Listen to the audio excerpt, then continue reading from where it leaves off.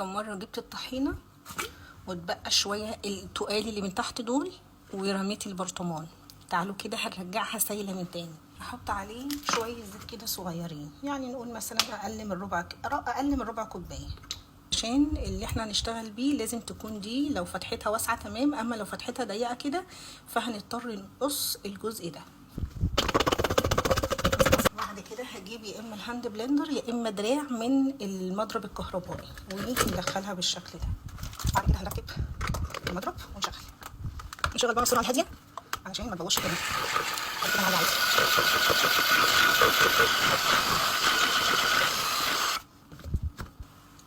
واللي كنا هنرميهم رجعوا طحينه سايله من تاني.